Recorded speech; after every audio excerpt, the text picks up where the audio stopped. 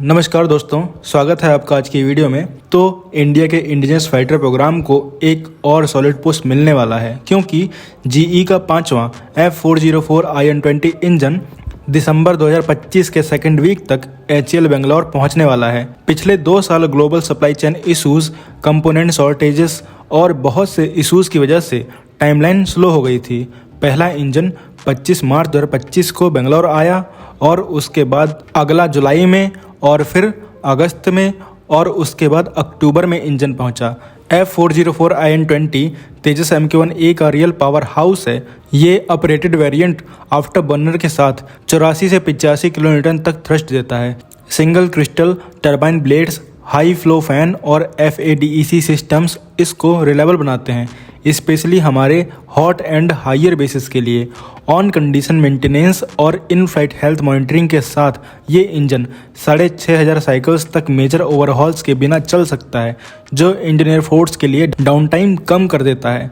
अगस्त 2025 में defence minister Rajnath Singh ने US defence secretary के इंडिया विजिट के दौरान जीई से स्पीड बढ़ाने पर डायरेक्ट पुश दिया था। उसके बाद जीई ने कमिट किया कि 2025 में 12 इंजन्स, 2026 से हर साल 20 और 2027 से 24 इंजन्स तक सप्लाई रैंप अप की जा सकती है।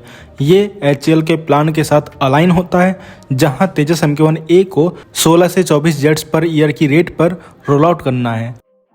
अगली खबर की बात करें तो DRDO एक नेक्स्ट लेवल जंप लेने जा रहा है। टेक्नोलॉजी डेवलपमेंट फंड स्कीम के अंडर DRDO ने एक डिजिटल ट्विन फ्रेमवर्क के लिए RFP इशू किया है, स्पेसिफिकली एरो इंजन के health and usage monitoring system के लिए।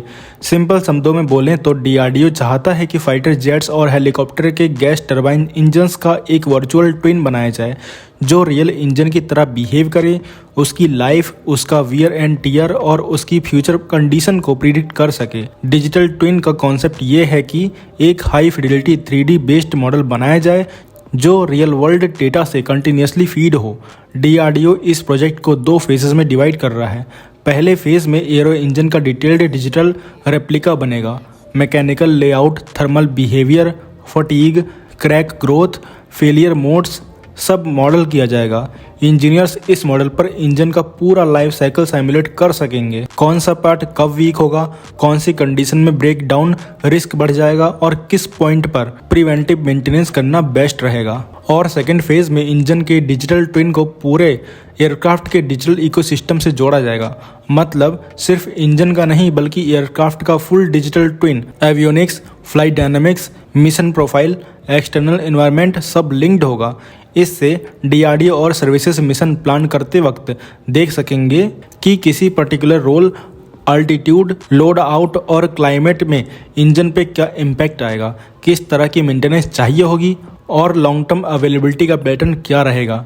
Digital twin based health and usage monitoring system real time diagnostics, predictive alerts, optimised maintenance schedule और कम लाइफ साइकिल कॉस्ट देता है। फाइटर जेट्स, हेलीकॉप्टर, UAV सब के लिए अवेलेबिलिटी इंप्रूव होगी, हैंगर टाइम कम होगा, एयरवर्दी टाइम बढ़ेगा। सबसे इंपॉर्टेंट बात यह है कि ये पूरा फ्रेमवर्क इंडिया में ही डेवलप होगा और फ्यूचर इंजन प्रोग्राम्स चाहे अपग्रेडेड कावेरी हो, AMCA का इंजन हो या लीगेसी प्लेटफॉर्म के री इंजन प्लान्स, सब इस डिजिटल बैकबोन का यूज कर सकते हैं। DRDO ने इसको TDF के थ्रू इंडस्ट्री के लिए ओपन किया है, जिससे Indian startups, tech companies, AI और साइमुलेशन एक्सपर्ट्स को सीधा डिफेंस इकोसिस्टम में एंट्री मिल सकेगी।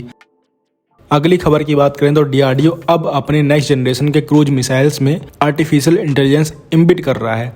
मतलब अब मिसाइल सिर्फ उड़ेगी नहीं, सोचेगी भी, डिसाइड भी करेगी कि किस टारगेट को हिट करना है, किसको अवॉइड करना है और कैसे एनिमी के जैमिंग के बीच भी सही तरीके से गोल तक पहुंच जाना है। सोर्सेस के मुताबिक प्रोजेक्ट का नाम निर्वाणा स्वाम रखा गया है और सॉफ्टवेयर डेवलपमेंट ऑफिशियली शुरू हो चुका है।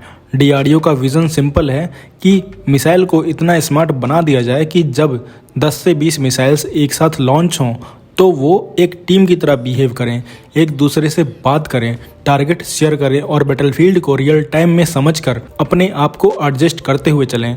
आज के क्रूज मिसाइल्स जैसे निर्भय या ब्रह्मोस पावरफुल तो हैं, लेकिन वो प्री प्रोग्राम्ड होते हैं। एनिमी अगर GPS स्पूफिंग कर दे या रडार जैम कर दे तो एक्यूरेसी कम हो जाती है। 2 मिसाइल्स एक ही रडार पर जा लगती हैं और दूसरा इंपॉर्टेंट टारगेट बचा रह जाता है। निर्वाणा स्वाम यहीं पर गेम बदल देता है। इस नए सिस्टम में मिसाइल अपने सेंसर से बैटलफील्ड को देखेगी, रियल टारगेट और डिकॉइज में फर्क समझेगी और अगर एक मिसाइल किसी टारगेट को लॉक कर ले तो वो बाकी मिसाइल्स को रियल टाइम में बता देगी कि ये वाला टारगेट मैं हैंडल कर रहा हूँ, तुम लोग दूसरी डायरेक्शन लो। पूरे स्वाम का बिहेवियर इसी तरह चलेगा। सबसे इम्प्रेसिव पार्ट ये है कि एनिमी अगर जीपीएस को पूरी तरह जैम भी कर दे तब भी मिसाइल कंफ्यूज नहीं होगी। On board cameras, terrain matching और एआई मॉडल्स यूज़ करके वो ज़मीन को पहचान कर अपना रास्ता खुद निकाल लेगी।